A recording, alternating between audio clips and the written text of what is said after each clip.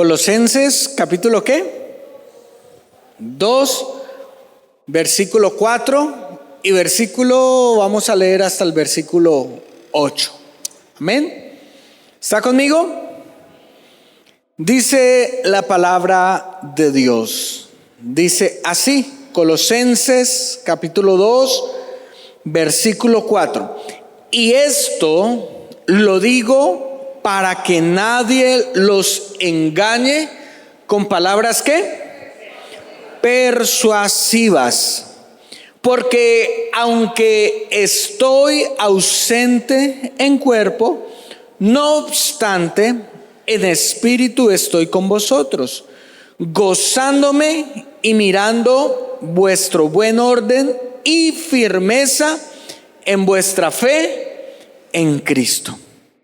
Por tanto, de la manera que habéis recibido al Señor Jesucristo, andad en Él, arraigados y sobreedificados en Él y confirmados en la fe, así como habéis sido enseñados, abundando en acciones de gracia. Mirad que nadie los engañe por medio de filosofías y huecas sutilezas, según las tradiciones de los hombres, conforme a los rudimentos del mundo, y no según Cristo. Haga una oración a Dios para que le hable a usted. Padre, estamos delante de tu palabra. Háblanos en esta mañana. Trae seguridad de lo que será predicado y que a través de esta palabra mi espíritu sea vivificado, mi cuerpo sea sanado, mi alma, Señor, sea regenerada y que yo no salga de la misma manera como entré. En el nombre de Jesucristo yo lo pido. Amén y amén. Muy bien, quiero contarles en esta mañana 3 historias de la vida real. 3 acontecimientos que ocurrieron y que tuvieron relevancia en el mundo y en la iglesia. La primera historia que quiero contarle es acerca de un hombre que se llamaba William Miller. ¿Lo ha escuchado? William Miller fue un pastor bautista laico.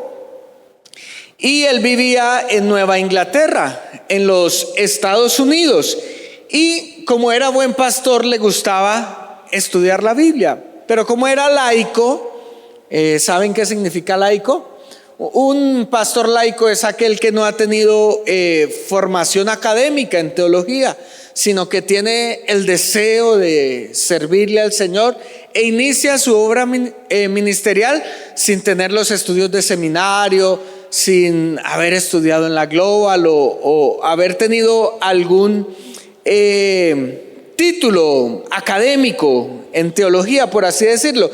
Y este pastor se fascinó con la profecía bíblica y empezó a estudiar la escatología, empezó a escribir algunos libros, y entre su estudio acerca de los eventos del futuro hizo unos cálculos en el libro de Daniel y creyó calcular la fecha del retorno de Cristo a la tierra. Y él dijo: en el año de 1843 Cristo va a venir por segunda vez, dijo este hombre. Y el pastor Miller pasó por alto la enseñanza de Jesucristo en Marcos 13:32, que dice que nadie sabrá el día ni la hora de la segunda venida de Cristo. Pero aún así, en 1831 comienza una campaña anunciando la venida de Cristo, que iba a ser en 1843, es decir, 3 años antes de que ocurriera. Y adivine qué pasó en el año de 1843. La respuesta es: lo que sabemos que no pasó fue que Cristo no vino. Este hombre le dijo a su iglesia: como Cristo viene en el año de 1843 y él solamente se lleva a las personas, empiecen a vender sus posesiones Si usted tiene un negocio, si usted tiene un almacén, si usted tiene una tienda, pues véndala y viva estos años que le quedan. Y vamos a estar todos a las azoteas de la casa, esperando la venida de nuestro Señor Jesucristo. Y las personas, creyendo que le había atinado a la segunda venida de Cristo, empezaron a vender las cosas, empezaron a salir de sus carros, empezaron a hacer todo lo que tenía que hacer, y efectivamente ese año Cristo no llegó. Entonces, tras esa profecía fallida, anuncia que se equivocó por un año, que no era en 1843, sino que Cristo venía para el 22 de octubre de 1844. Entonces los hermanos de la iglesia dijeron: pues con razón, se equivocó por un año. ¿Quién no se equivoca en la vida? Y a este periodo se le llamó la gran decepción. La gran decepción. Y este hombre terminó pidiendo perdón por su falso oráculo de la venida de Cristo. Ahora, la venida de Cristo se le conoce como advenimiento. Y de allí surgió una secta que se parece a advenimiento. ¿Los qué? Los adventistas. ¿Ha escuchado usted la iglesia adventista del séptimo día? Nació a causa de un error de un pastor. Ahora, termina la historia diciendo que más adelante vino otro pastor que se llamaba Hiram Edson, que era seguidor de Miller, y dijo: no, es que en realidad Cristo sí vino, pero vino de una forma espiritual, y solamente se llevó a 144,000 creyentes, pero no sabemos cuáles fueron. Y el reino de Dios acá está en la tierra. Y gracias a eso, hoy hay una secta que se llama los adventistas del séptimo día. ¿Conocía la historia de cómo nació esa secta? No. Entonces, a ver si usted pilla esta nueva secta que le va a contar esta historia. Dice que se le conoce comúnmente como los mormones, porque se llama su libro sagrado el libro del Mormón, que supuestamente dicen los mormones que Jesucristo vivió en Jerusalén, predicó el evangelio, murió en la cruz del Calvario y le predicó y le dejó encomendado el evangelio a sus 12 apóstoles. Pero cuando los 12 apóstoles murieron, el evangelio murió con los 12 apóstoles. Entonces Jesucristo en el cielo dijo: ¿y ahora qué voy a hacer yo si se acabó el evangelio en el mundo? Entonces se fue a los Estados Unidos de América y se le apareció a una tribu de indígenas. Imagínense, en el siglo I se les apareció a esta tribu que se le conocía como la tribu mormón, y el jefe de la tribu tenía un hijo que se llamaba Moroni. Tenía un hijo. Entonces se les apareció a los dos y les contó el evangelio, y Jesucristo lo talló el evangelio en unas ¿cómo se llama? Como en unas tablas de oro. Entonces esta tribu recibió el evangelio, pero pues como no tenían internet no pudieron predicarlo a nadie, y murió el evangelio con esa tribu, y las tablas las escondieron debajo de un árbol. Muchos siglos más adelante se levantó un creyente, un líder de la iglesia que se llamaba Adam Smith, y tuvo un sueño en el cual se le apareció Moroni. ¿Quién era Moroni? El hijo. Entonces el profeta Moroni se le apareció, y dice la historia que Joseph Smith, que es el fundador de la secta de los mormones, le gustaba encontrar tesoros, y tenía un sombrero y una joya en un sombrero. Entonces después de que salía de culto, salía con su sombrero y le decía: sombrero, dime dónde están las huacas, dime dónde tengo que desenterrar. Y ese sombrero lo llevó al árbol donde estaba ¿qué? Las tablas talladas por Jesucristo, entregadas a los mormones y a Moroni. Y cuando él las encontró, entró en un sueño profundo, y se le apareció Jesús y le dijo: ese es el verdadero evangelio. Y este sueño que tuvo él le dijo que no solamente existía Dios Padre, sino que existían otros dioses a los cuales se podían adorar. Y a causa de ese hermano que tenía un sombrero con una piedra que le decía dónde están las huacas, hoy escuchamos acerca de los ¿qué? De los mormones. ¿Sabía usted que ellos iniciaron así? Raro. Y le voy a contar la última historia para que usted me ayude a encontrar el hilo conductor de las tres historias.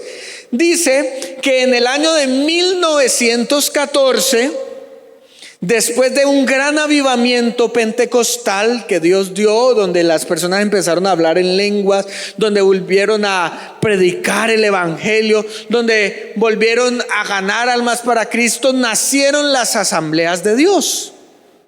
Y allí en las asambleas de Dios, se llama asambleas porque un grupo de pastores se reunieron y dijeron: pues hagamos una confraternidad de iglesias y llamémoslas las asambleas de Dios. Entonces dijeron: listo, unámonos, pero necesitamos un líder, necesitamos alguien que nos dirija. Y en el año de 1914 escogieron el primer presidente de las asambleas de Dios. Esto ocurrió en los Estados Unidos. Y ese primer presidente, superintendente, como le llamaron en ese entonces, más adelante, unos meses más adelante, tuvo un sueño. Y este hombre tuvo un sueño y dice él que se le apareció Jesucristo, y en el cual Jesucristo estaba bautizando a las personas, pero él veía en el sueño que Jesucristo solo las bautizaba en el nombre de Jesús.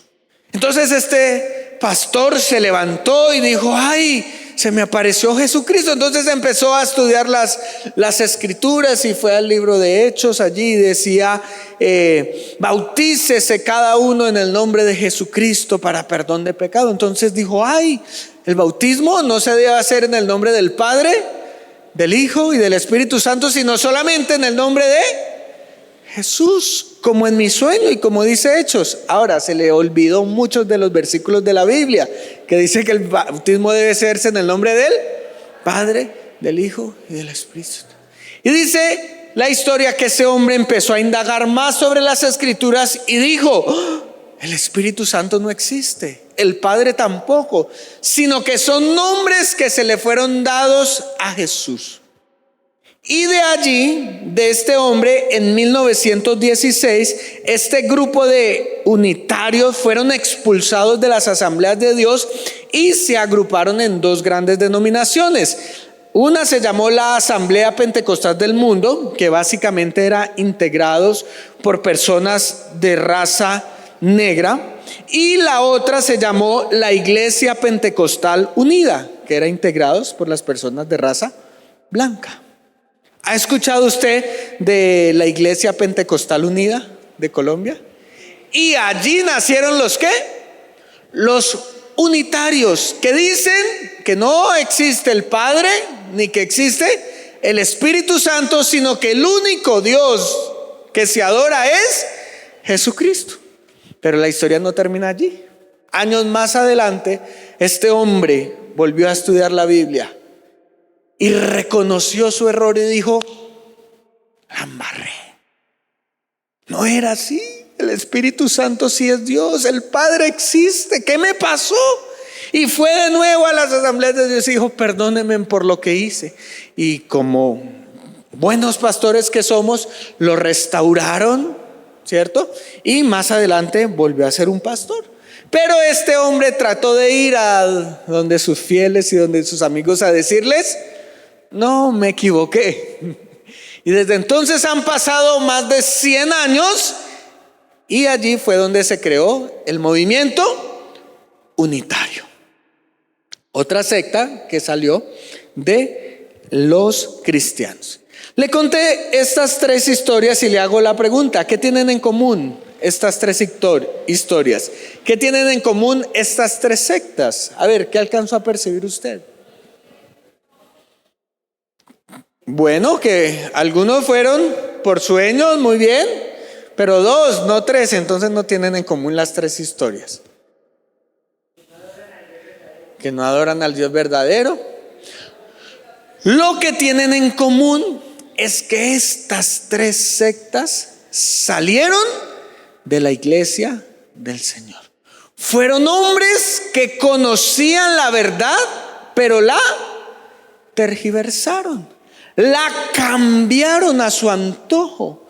No fue que vino alguien de afuera que no conocía a Dios y dijo, me voy a inventar una religión, sino que por lo contrario, personas como usted y como yo, que amamos a Dios, personas como usted y yo que predicamos el evangelio, que fuimos cimentados en la doctrina de Cristo, se levantaron para tergiversar las enseñanzas, y aunque muchos de ellos se arrepintieron, como en dos de las historias, la falsa predicación que ellos hicieron hoy en día hace que hayan tres sectas, y ellos han llevado a la perdición a miles y millones de personas a través de casi 200 años. Y por eso, vuelva a leer conmigo Colosenses capítulo 2 versículo 4, a ver si ahora sí tiene un poco más de sentido las palabras del apóstol Pablo. ¿Está listo para leer conmigo? Dice el versículo 4: y esto lo digo para que nadie los engañe con palabras ¿qué? Persuasivas. Porque aunque estoy ausente en cuerpo, no obstante en espíritu estoy con vosotros, gozándome y mirando vuestro buen orden y la firmeza de vuestra fe en Cristo. Por lo tanto, de la manera que habéis recibido al Señor Jesucristo, andad en él, arraigados y sobreedificados en él y confirmados en la fe, así como habéis sido enseñados, abundando en acciones de gracia. Y terminemos leyendo el versículo 8. Mirad que nadie os engañe por medio de ¿qué? Filosofías y huecas sutilezas, según las tradiciones de los hombres, conforme a los rudimentos del mundo, y no conforme y según nuestro Señor Jesucristo. Y las escrituras hoy nos enseñan por qué un creyente debe estar al lado de un verdadero pastor. ¿Por qué es importante seguir a un verdadero pastor? Y hace 8 días les enseñé que dentro de la iglesia del Señor, así como hay excelentes, buenos, verdaderos, fieles hombres y mujeres de Dios, también se levantan ¿qué? Falsos. Y la Biblia, más específicamente el Nuevo Testamento, habla de 4 falsos. A ver quién se acuerda, a ver quién estudió esta semana los pasajes. Número 1, la Biblia habla acerca de los falsos ¿qué? Apóstoles. ¿Quiénes son los falsos apóstoles? Uy, pero lo prediqué solo hace 8 días, no hace 5 años. Muy bien, hermano Mauricio. Un falso apóstol es aquel que se roba el trabajo de otro pastor. Es aquel que dice, este ya hizo algo, venga, y yo me le llevo su trabajo. Número 2, el Nuevo Testamento habla acerca de falsos ¿qué? Maestros. Los falsos maestros son aquellos que tienen un buen testimonio, pero que su doctrina y su enseñanza está totalmente errada. Aquellos que viven en pecado, en libertinaje, no son ellos, sino que aquellos que viven bien, con buen testimonio, pero tergiversan las enseñanzas de las escrituras. Número 3, ¿vienen los falsos qué? Los falsos profetas. ¿Quiénes son los falsos profetas? Aquellos que predican bien la palabra de Dios, pero su vida y su testimonio no es el correcto, sino que viven en pecado, en concupiscencias, en inmoralidades sexuales. Y número 4, habla de los falsos ¿qué? de los falsos cristos. Y los falsos cristos son aquellos que se atribuyen la obra redentora de nuestro Señor Jesucristo, aquellos que dicen solamente a través de mí o solamente a través de mi iglesia hay salvación, en ninguna otra parte hay salvación. Ellos son los que se autodenominan los falsos cristos. Entonces, al conocer y al desenmascarar, como lo hace la Biblia, a estos malos hombres, surge la pregunta: ¿por qué es importante seguir a un verdadero líder de Dios, a un verdadero siervo de Dios? Y las Escrituras nos dan 3 razones de por qué usted debe estar al lado de un verdadero hombre, de una verdadera mujer de Dios. Y la primera razón que nos la da Pablo en Colosenses es porque los verdaderos pastores velan por mi crecimiento. Porque cuando yo estoy al lado de un buen pastor, cuando yo estoy al lado de un buen líder, de un buen siervo de Dios, de una sierva de Dios, mi vida naturalmente tiene que empezar ¿a qué? A crecer. Y por eso me encanta el versículo 7 del capítulo 2 de Colosenses. Y quiero que subraye esa palabra que es clave. Dice: arraigados y sobreedificados en Cristo. Y me encanta esa palabra, arraigados. Arraigados significa que han sido cimentados, que han tenido unas raíces para poder crecer. Y yo se lo quiero ilustrar con algo que es muy colombiano, algo que he traído por acá, algo que es de nosotros, de la finca. Mire lo que le traje. ¿Alguien sabe qué es esto? Una chapola, le dicen, la chapolita. Una matica de café. Pero yo creo que a esta estatura es mucho decir que es una mata de café, porque pues hasta el momento no ha dado el primer grano de café.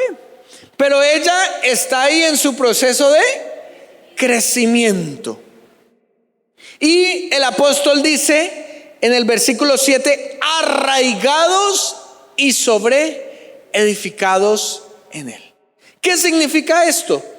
Que cuando nosotros llegamos a la vida cristiana, cuando nosotros aceptamos la fe del evangelio, nos convertimos en unas pequeñas matas, en unas pequeñas plantas. Ahora, nosotros los pastores, ustedes como líderes, ustedes como personas que ganan a otras personas para Cristo, ustedes no pueden dar vida espiritual. Ustedes no hacen que nazcan las personas para Cristo. Es algo que solamente lo puede hacer ¿quién? Dios, a través del Espíritu Santo. Si alguien dice: esa persona conoció el evangelio porque yo le di la vida espiritual, ¿cómo lo llama el Nuevo Testamento? ¿Un falso qué? Un falso Cristo. ¿Alguien de los que está acá quiere ser un falso Cristo? No.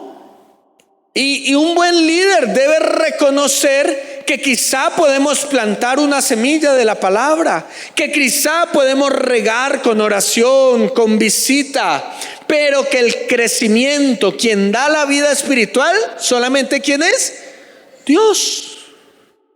Solamente Dios puede hacer que una persona crezca. Pero cuando el Espíritu Santo hace en nosotros el milagro de la salvación, ahora dice: necesito que esa nueva persona, necesito que esa nueva criatura en Cristo sea arraigada en un lugar donde pueda ¿qué? Crecer. Porque de lo contrario, si yo dejo esta mata, esta chapola, por mucho tiempo acá, ¿qué va a ocurrir con esta mata? Se muere. Empiezan a salir sus raíces, y como ya las raíces no tienen tierra ni pueden tomar los nutrientes, ella va a morir, se va a quedar estancada. Entonces Dios dice: necesito colocarla en algún lugar donde ella crezca y darle la responsabilidad a un hombre, a una mujer, para que la haga ¿qué? crecer.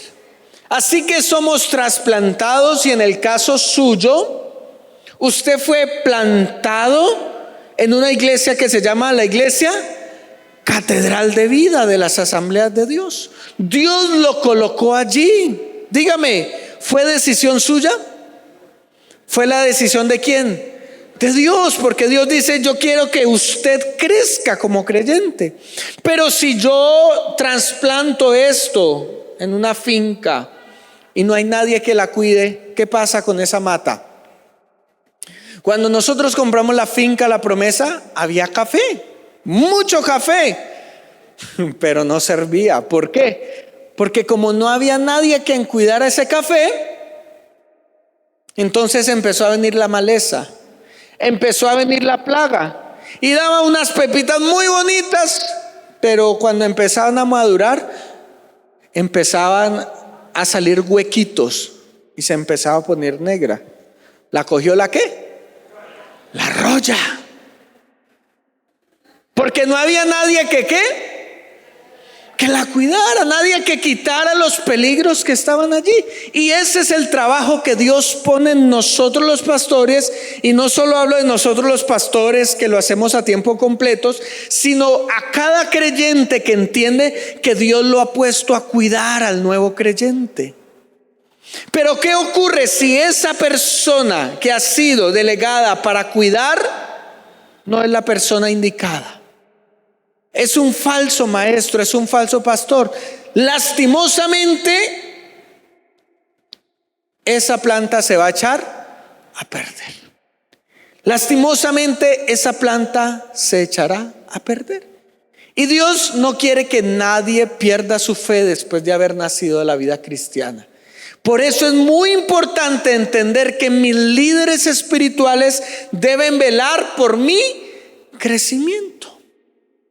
Y cada vez que usted viene a este lugar y escucha la palabra de Dios, y usted dice: solamente vengo un domingo y escucho la palabra de Dios, ese hombre, esa mujer que se para en ese altar está siendo guiada por Dios para ayudarte en tu ¿qué? Crecimiento. Y desde acá se predica acerca de cómo tener finanzas sanas.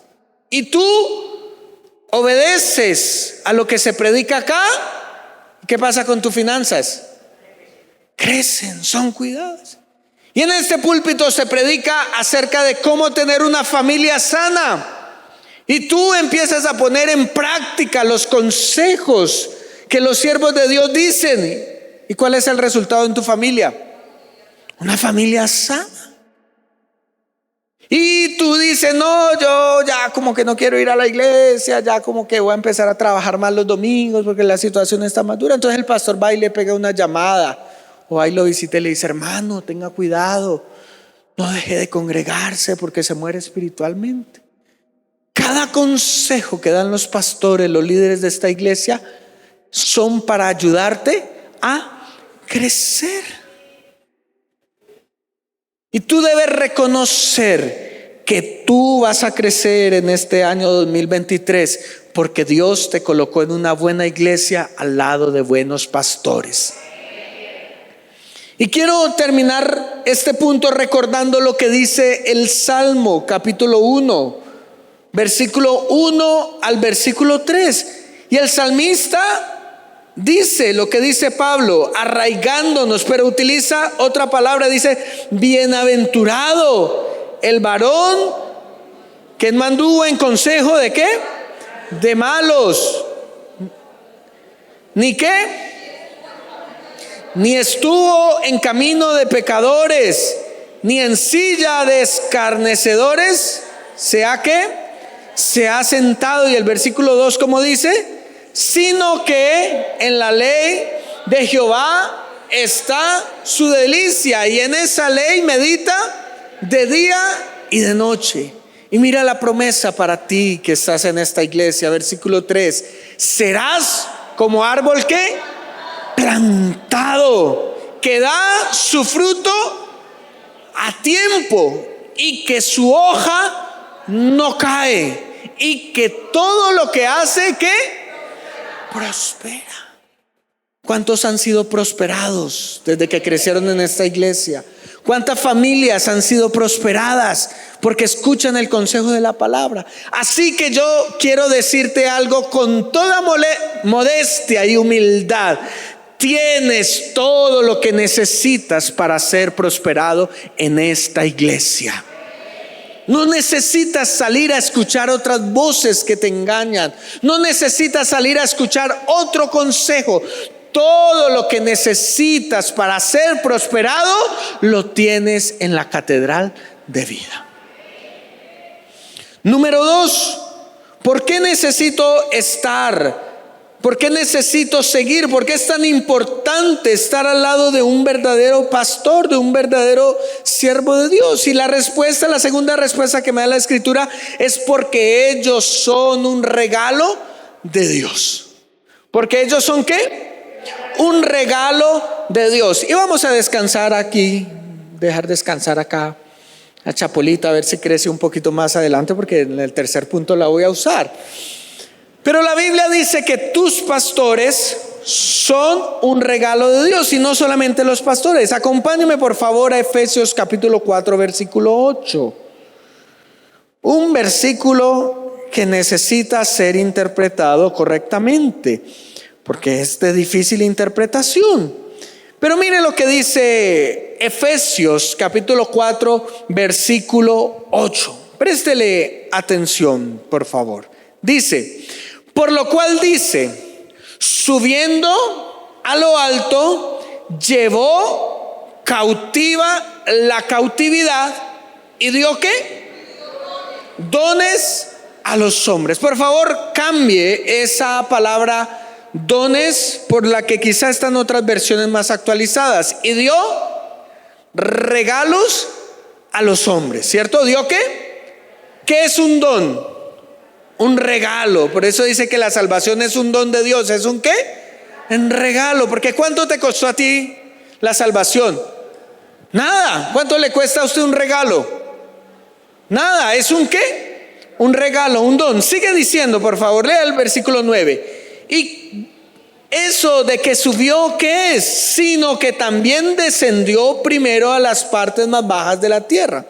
El que descendió es el mismo que también subió por encima de todos los cielos para llenarlo todo. Y él mismo constituyó a unos apóstoles, a otros profetas, a otros evangelistas, a otros pastores y a otros maestros. Y entonces usted se hace la pregunta, bueno, ¿y qué tiene que ver una cosa con la otra? ¿Por qué si está hablando acerca de lo que Cristo hizo cuando murió, termina hablando de los 5 ministerios? Y lo que está diciendo el apóstol Pablo es que cuando Cristo murió, ¿y cuántos días estuvo muerto? 3 días. No estaba como la canción, él no estaba muerto, ni tampoco estaba de parranda. Dice ahí, confirma que ¿qué hizo Jesucristo esos 3 días? Bajó, descendió ¿a dónde? A donde todo el mundo tenía que descender después de que pecó Adán, al Seol, al Hades. Y se presentó allí delante de Satanás. Ahora usted se imagina la alegría de Satanás de tener a Jesucristo allí.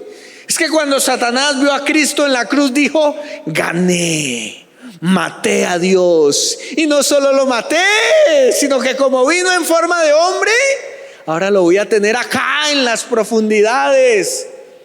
Entonces, cuando Cristo llegó al Hades allí, entonces Satanás dijo, bienvenido Jesús, tráigame por favor los libros de Jesús. Entonces trajeron los libros y dice, Jesús, usted está acá porque usted es hijo de un hombre, usted es un hombre, y todos los hombres desde que pecaron tienen que venir al reino de la muerte. Entonces Jesús le dijo, demuéstreme que yo tengo que estar acá, muéstreme cuál fue mi pecado. Entonces el diablo empezó a abrir los libros de los pecados de Jesús. ¿Y qué? Y empezó a sudar el diablo. Jesús de Nazaret, ¿cierto? Jesús de Nazaret. Y ahora, entonces Satanás, ¿qué dijo? No puedo retenerlo acá, porque él no pecó. Pero dice ahí, acabamos de leer, que él subió y ascendió. Entonces le hizo Satanás la pregunta a Jesús: ¿a qué vino? ¿Qué es lo que quiere? Váyase, lárguese de aquí. Yo no lo quiero tener acá porque no lo puedo tener. Entonces Jesús dijo: listo, yo me voy, pero no me voy con las manos vacías. Así que llevó cautiva la cautividad. ¿Qué significa esto? Que le dijo a Satanás: yo he venido a reclamar aquello que el pecado de Adán y Eva tomó. Porque el día que el hombre pecó, ¿qué se llevó? La salud, ¿cierto? Llegó la enfermedad a causa del pecado. El gobierno de este mundo. Antes nosotros éramos gobernadores de este mundo y luego pecamos y le entregamos, le cedimos el derecho a Satanás, y por eso la Biblia lo llamaba el príncipe de este mundo, porque le entregamos el dominio, le entregamos todo lo bueno que Dios nos dio, la vida eterna, la comunión con Él, se lo entregamos a Satanás. Pero Jesucristo descendió para decirle: yo me voy a llevar todo aquello que el hombre perdió. Y Jesucristo lo tomó, y al tercer día, ¿qué hizo? Resucitó y ascendió a los cielos y dijo: ahora, ¿qué hago con esto? ¿Qué hago con esto que le arrebaté a Satanás desde el inframundo? ¿Qué hago? Yo quiero darle sanidad a mi pueblo. Yo quiero que ellos sean prosperados. Yo quiero que sus familias sean bendecidas. Yo quiero que ellos se encuentren propósito en este mundo. Pero muy seguramente, si le entrego esto que algún día le entregué a Adán y Eva, ellos lo vuelven a perder. Entonces Jesucristo, que es muy inteligente, dice: no se lo voy a poner en las manos a cada uno de los creyentes, sino que voy a tomar lo que le quité a Satanás y se lo voy a dar en forma de regalo. Y por eso Jesucristo, después de haber ascendido de las profundidades, dio regalos a los hombres y constituyó a unos apóstoles, profetas, maestros, evangelistas. Por eso es que la iglesia no puede ser edificada si no hay hombres y mujeres de Dios. Por eso es que nosotros, los siervos de Dios, somos un regalo para la iglesia. Y usted dirá: ¿un regalo porque sí? No, porque sí. Y les conté que el sábado pasado, una hermana me llamó angustiada: pastor, venga por favor. Me dijo el jueves: yo, hermana, hoy no puedo, pero déme la espera el viernes. Listo, el viernes lo espero. El viernes iba a hacer otra visita con Carolina y me quitaron la moto. Y le dije: hermana, no puedo ir a visitarla porque usted vive por allá lejos. Espéreme hasta el sábado que yo la reclamo. Y el sábado me fui, y mientras iba lloré y yo le dije: Señor, ¿qué tiene la hermana? ¿Por qué me estará llamando tan angustiada? Y ella me dijo, y el Espíritu Santo me habló y me dijo: dile que se vuelva a convertir, que vuelva a su primer amor, que ya ni siquiera se congrega, que ya ha dejado de diezmar, que ya está en derrota. Dile a ella que se arrepienta y yo cambiaré. Y yo sentí eso en mi corazón. Y cuando llegué, la hermana me dijo: pastor, tengo que contarle que estoy en ruina, que estoy en derrota, que desde que ha pasado 6 meses me ha ocurrido a esto. Me han robado. Cuando me robaron me arrastraron media cuadra, un enguise de tobillo. Y empezó a contar eso, y a mí me dieron fue ganas de llorar, porque yo dije: no traje ni 2,000 pesitos porque acabé de sacar la moto de los patios. ¿Qué hago, Dios? Y ahí fue cuando el Espíritu Santo me habló y dijo: dile que ¿qué? Que se arrepienta. Yo le dije: hermana, a usted le está pasando esto por A, B y C. Y el Señor me dice que si usted se arrepiente, si usted vuelve a comprometerse con Él, si usted vuelve a sacar sus diezmos fielmente como usted antes, entonces el Señor va a hacer un milagro. Y yo digo: ¿en serio, pastor? Y me acuerdo que oramos allí ese sábado. Y el domingo, hace 8 días antes de predicar, a las 8 de la mañana, ella me escribió y me dijo: pastor, llamé a mi acreedor porque le debía muchos millones. Y me dijo: señora, no se preocupe, porque la iba a demandar. No me pague ni los intereses. Consígame la plata que le presté y el martes voy y le quito la demanda. Y esa mujer estaba alegre. Le hago yo la pregunta: ¿somos un regalo para la iglesia? cada vez que nosotros nos acercamos a ustedes a darle un consejo, cada vez que preparamos un sermón, es porque queremos amarlos y ser un regalo para ustedes. Porque Dios los va a sanar, pero lo hará a través de sus siervos los profetas. Dios les enseñará cuál es el camino que deben seguir, pero lo hará a través de sus santos y santas mujeres de Dios. Así que usted no mire a su pastor, a su líder como, ese sí que es cansón, ese es el que me regaña. Mírelo como la oportunidad que Dios le da a usted para poder reclamar todo lo que le quitó a Satanás y que usted pueda vivir en bendición y en prosperidad. Esos somos los hombres de Dios para la iglesia.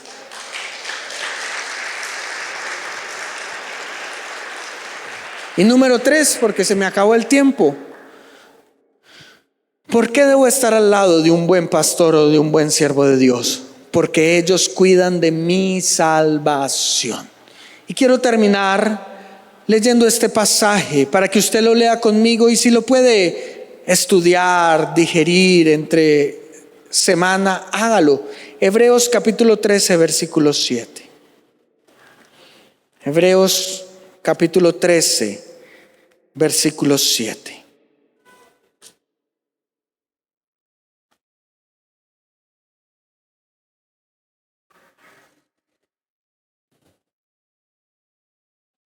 ¿Está conmigo?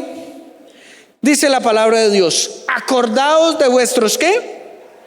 Pastores, que os hablaron la palabra de Dios. Considerad cuál haya sido el resultado de su conducta e imitad su ¿qué? Su fe. Ahora salte conmigo al versículo 17, por favor. Obedeced a vuestros ¿qué? Pastores, y sujetados a ellos, porque ellos velan por vuestras almas, como quienes han de dar cuenta, para que lo hagan con alegría y no quejándose, porque esto no es provechoso. Y terminamos versículo 18. Oren por nosotros, pues confiamos en que tenemos buena conciencia, deseando conducirnos bien en todo. Debo estar al lado de un buen pastor, porque ellos cuidan de mi salvación. No solamente los pastores me dan crecimiento, sino que cuando usted decide convertirse en un pastor para otra persona, porque no solamente estoy hablando de los que lo somos a tiempo completo, cuando usted decide cuidar de una persona, usted está cuidando de su salvación. Y los falsos maestros, los falsos pastores, ¿sabe qué quieren hacer? Quieren venir y hacer esto.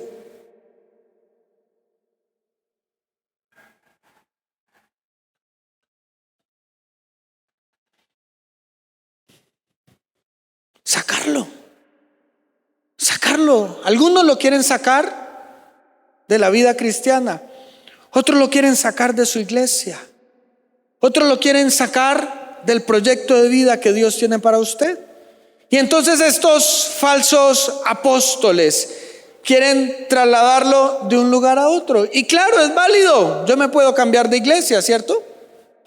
La cuestión es que cuando yo saco esta rama de acá y la vuelvo a plantar, ¿ustedes creen que ella puede crecer y dar fruto? ¿Ustedes creen? La respuesta es sí. Ella puede volver pero le va a volver a tomar tiempo para que sus raíces empiecen a crecer. Entonces, cuando yo escucho personas que dicen: no, pastor, decido irme de la iglesia, nosotros no somos de los que dicen: pues lo voy a maldecir para que le vaya mal. No, yo le digo: bueno, dígame hacia dónde se va a ir. No, me voy para la ministerial. No, es que me voy a los testigos. Me voy para una iglesia nueva que abrieron allí en la 15. Me voy para donde un señor que está haciendo unas reuniones en la casa. Entonces uno le da una tristeza, porque Dios nos ha delegado la tarea de cuidar su ¿qué? Salvación. Y le decimos, usted puede irse cuando quiera. El problema es que cuando ese otro siervo de Dios, o que dice ser siervo de Dios, lo trasplante en un lugar y dice, aquí es donde vamos a poner al hermanito. Ahí lo vamos a plantar. Entonces nosotros le decimos, hermano, usted ahí se va ¿a qué? A morir. Y usted dice, no, yo estoy verde, yo estoy reverdecido. Y uno le dice, sí, por un tiempo. ¿Pero qué? Tarde que temprano vas a morir. Por eso hay veces los amamos tanto a ustedes que les decimos, váyase, pero váyase a una iglesia que sea mejor que la de nosotros. Y si usted se va a una buena lista que tenemos, por lo menos estamos tranquilos de que usted se hizo un daño muy grande, pero que por ahí de 5 a 10 años usted va a volver a crecer. Pero por lo menos estamos tranquilos de que ¿qué? De que su salvación va a estar cuidada.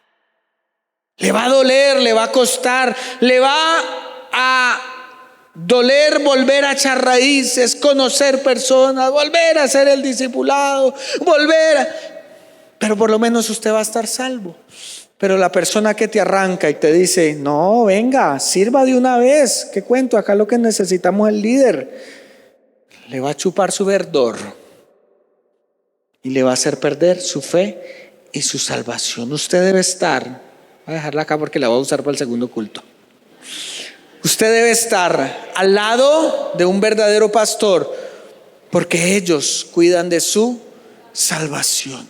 Y nosotros queremos que en la Catedral de Vida nadie se pierda. Así que, mis amados hermanos, recuerde, usted tiene todo para ser bendecido y ser prosperado en esta iglesia. Colóquese sobre sus pies, por favor.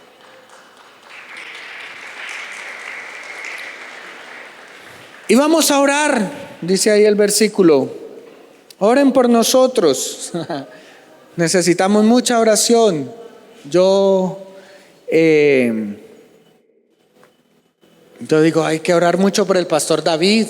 El pastor Isidro lo dejó al frente y él se duele. Ahorita está diciendo, mire el Mezzanini, como porque a él le duele. Entonces yo oro por él y le digo, Señor, bendice a mi pastor David, a su familia. Porque cuando la familia de él es bendecida, mi familia es bendecida. Porque la Biblia dice que cuando Dios ungió a Aarón, el aceite que le echó, ¿le caía qué? Por la barba. Él tenía una barba larga. Y eso era profético para decir, yo le echo el aceite en la cabeza de un hombre, pero ese aceite ¿qué? Cae y va por todo el pueblo. Así que cuando usted escucha una profecía para uno de sus pastores, usted dice, yo también quiero eso para mi casa, para mis hijos, para mi vida. Cuando usted ora por este ministerio, cuando usted ama a sus pastores, entonces usted está cumpliendo el mandamiento y usted está siendo bendecido. Así que vamos a orar y vamos a orar por la iglesia y vamos a decirle, Señor, estoy en el lugar donde fui plantado y donde seré prosperado. No necesito mirar afuera para encontrar la bendición. Todo lo que necesito está acá. Padre, te agradecemos en el nombre de Jesús por este día que tú nos has dado. Gracias por tu palabra que hoy nos habla. Gracias porque tú fuiste sabio al plantarnos en la Catedral de Vida, Señor. Y porque aquí me quedaré el resto de mi vida, a menos de que tú quieras cambiar ese designio. Yo bendigo esta iglesia, bendigo a cada uno de los pastores, bendigo a cada líder cabeza de ministerio, a Diana, a Piedad, a Mónica, Señor, a Ferney, a la pastora Carolina, a Valentina, a cada líder de esta iglesia lo bendigo para que ellos puedan ser un regalo para la iglesia. Y que yo entienda que cuando tenga una necesidad, que cuando tenga un problema, puedo acercarme a mis pastores y los mejores regalos y bendiciones de parte de Dios vendrán a través de ellos. Oramos por el pastor Isidro y la pastora Mabel desde Polonia, Señor. En su periodo de descanso sean bendecidos, vivificados, Señor. Y cuando regresen y estén con nosotros, Señor, puedan estar con vigor, Dios. Y sabemos que la alegría y la bendición de ellos también son nuestra alegría y nuestra bendición. En el nombre de Jesucristo lo pedimos. Amén y amén.